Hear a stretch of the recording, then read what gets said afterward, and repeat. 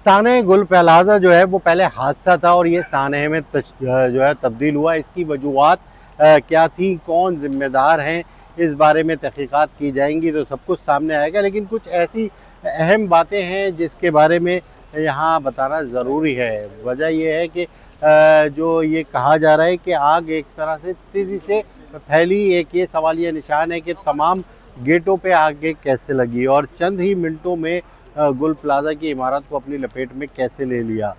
यहाँ पर जो है वो हफ्ते के रोज़ ये बताया जाता है कि तकरीबन 10:30 बजे 10 बजे के वक्त जो है वो दरवाज़े बंद कर दिए जाते हैं। गुल प्लाजा के 28 दरवाज़े, 28 में से कितने खुले हुए थे और कितने बंद किए गए थे, इस बारे में भी तहक़ीक़ात होनी चाहिए। क्योंकि जो यहाँ पर गुल प्लाजा का रास्ता है, लोग हैं जिस तरह से आते हैं वो भूल भुलैया सा है। और मैं भी कई दफ़ा आया हूँ और आप भी कई दफ़ा आए होंगे तो आपने देखा होगा कि जब अंदर आते हैं तो वापसी का रास्ता जो है वो नहीं पता चल सकता। इसमें जो शहादतें अब तक पता चली हैं वो 28 के करीब शहादतें हुई हैं और जो हुकूमत है उसने तस्दीक की है। जबकि जो ज़ख्मी लोग हैं वो जो है वो तकरीबन 16 के करीब हैं और जो मिसिंग हैं वो उनके बारे में बताया जाता है कि 80 से ज़ायद हैं। इस वक्त ये पूरा खंडर बना हुआ है। यहाँ पे मुख्तलिफ दुकानदार आए हैं जिनसे हमारी बात हुई है। वो ख़ुद हैरान हैं कि इतनी तेज़ी से आग ये कैसे फैली।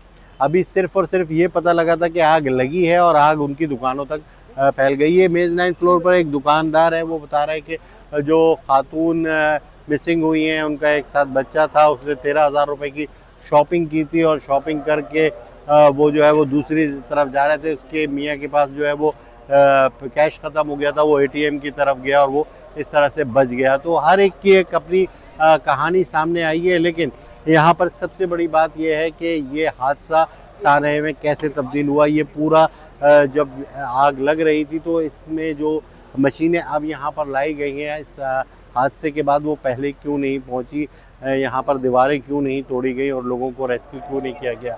एक अंदाजे के मुताबिक यहाँ पर इस वक्त इस मलबे में कई जो है दर्जनों के करीब अफराद मौजूद हैं जो कि अब जिनका ज़िंदा रहना मुमकिन नहीं है।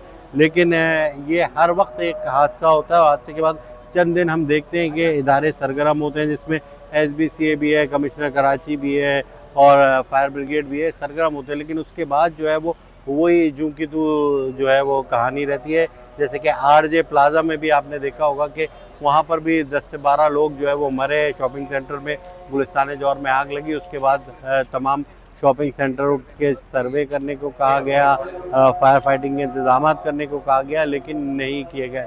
और एक सर्वे के मुताबिक 90% कराची की इमारतों में फायर फाइटिंग के निज़ाम नहीं है और इसके अलावा जो है फायर एग्ज़िट नहीं है।